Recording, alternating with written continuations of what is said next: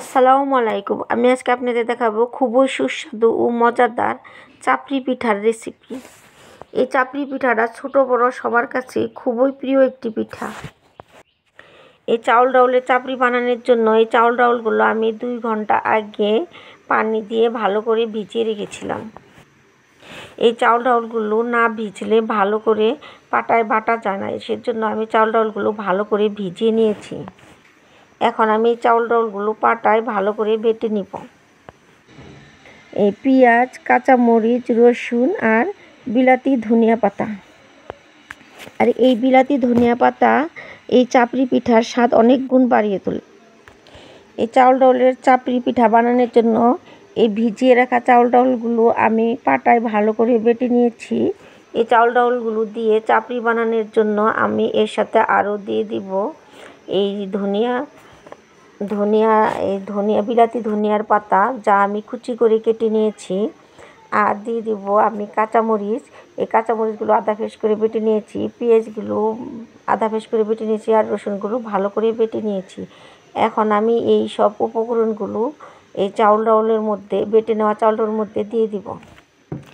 মশলাগুলো যাতে চাউল ডাউলের এই বেটে নেওয়া চাউল ডাউলের সাথে ভালো করে মেশানো যায়, সেজন্য আমি এই বেটে নেওয়া চাউল ডাউলগুলো একটু অন্য বাটিতে রেখে দিব। এখন আমি এর মধ্যে দিয়ে দিব কাঁচামরিচ বাটা, আদা ফেস করা, ধনিয়া পাতাগুলো, বিলাতি ধনিয়া পাতা দিয়ে দিব, রসুন বাটাগুলো দিয়ে দিব আর দিয়ে দিব পেঁয়াজ বাটাগুলো। আর এখন আমি এর মধ্যে দিয়ে দিব পরিমাণ মতন লবণ, তারপর দিব মরিচের গুঁড়ো, তারপর দিব হলুদের গুঁড়ো। এগুলো এখন আমি ভালো করে মেখে নেব। এই সবগুলো উপকরণ এখন আমি ভালো করে মেখে মিশিয়ে নেব। বেটে নেওয়া চাউল ডাউলগুলোর সাথে মশলাগুলো আমার ভালো করে মাখানো হয়ে গেছে। এখন আমি এই মাখানো চাউল ডাউলগুলো দিয়ে চাপড়িগুলো বানিয়ে নেব। এই সুস্বাদু চাউল ডাউলের চাপড়ি বানানোর জন্য আমি একটি কড়াইয়া গ্যাসে বসিয়ে দিয়ে এর মধ্যে হালকা তেল দিয়ে মুছে নিলাম, যাতে চাপড়িগুলো খুব সহজেই উঠে যায়। এখন আমি চাউল ডাউলগুলো, মশলা মাখা চাউল ডাউলগুলো কড়াইয়ের মধ্যে ভালো করে ছড়িয়ে দিব। এই চাউল ডাউলের চাপড়িগুলো আমি খুব সুন্দর করে রুটির মতন করে ছড়িয়ে দিব এবং একটু পাতলা করে দিব, যাতে এই খেতে খুব ভালো লাগে। মোটা করে দিলে তেমন একটা ভালো লাগে না, আর পাতলা করে দিলে মচমচ হয়ে যায় এবং খেতেও খুব ভালো লাগে। এখন আমি এটা ঢাকনা দিয়ে কিছুক্ষণের জন্য ঢেকে দিলাম। এখন আমার এটা হয়ে গেছে, চাপড়িটা হয়ে গেছে এক পিঠ। এখন আবার আরেক পিঠ হওয়ার জন্য আমি উল্টিয়ে দিলাম।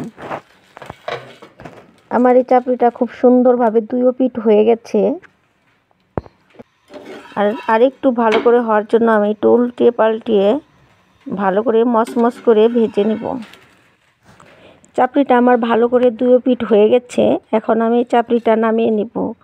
আবার একই নিয়মে আমি এই কড়াইটা ভালো করে তেল দিয়ে একটু মুছে নেব, যাতে চাপড়িগুলো দেওয়ার পরে চাপড়িগুলো পুড়ে না যায়, সহজে উঠে যায়।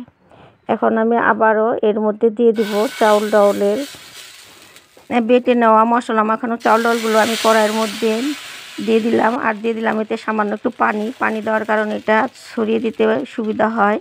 আমি রুটির মতন করে সুন্দর করে কড়াইয়ের মধ্যে এই চাউল ডাউলের এইগুলো ভালো করে ছড়িয়ে দিলাম।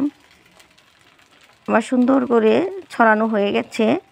এখন আমি ঢাকনা দিয়ে ঢেকে দিব কিছুক্ষণের জন্য, এটা সিদ্ধ হওয়ার জন্য। আমার এই চাপড়িটা সুন্দর সিদ্ধ হয়ে গেছে এবং এক পিঠ হয়ে গেছে। এখন আমি আরেক পিঠ হওয়ার জন্য উল্টিয়ে দিলাম। কিছুক্ষণ রাখার পরে আমার অপর পিঠও ভালো করে হয়ে গেছে। এখন আমি 2 পিঠ ভালো করে ভেজে নিলাম। এখন আমার এই চাপড়িটা সুন্দর করে হয়ে গেছে। এখন আমি এটা নামিয়ে নেব। একই প্রসেস আমি সবগুলো চাপড়ি বানিয়ে নেব। এখানে আমার সবগুলো চাপড়ি বানানো হয়ে গেছে। এই চাউল ডাউলের চাপড়িগুলো খেতে খুবই সুস্বাদু আর মজার। আমার এই রেসিপিগুলো যদি আপনাদের ভালো লাগে তবে অবশ্যই আমার এই চ্যানেলটি সাবস্ক্রাইব করে রাখবেন, একটি লাইক আর একটি কমেন্ট করে পাশে থাকবেন। সকলের সুস্থতা ও মঙ্গল কামনা করে আমি আজকের মতো বিদায় নিচ্ছি। আল্লাহ হাফেজ।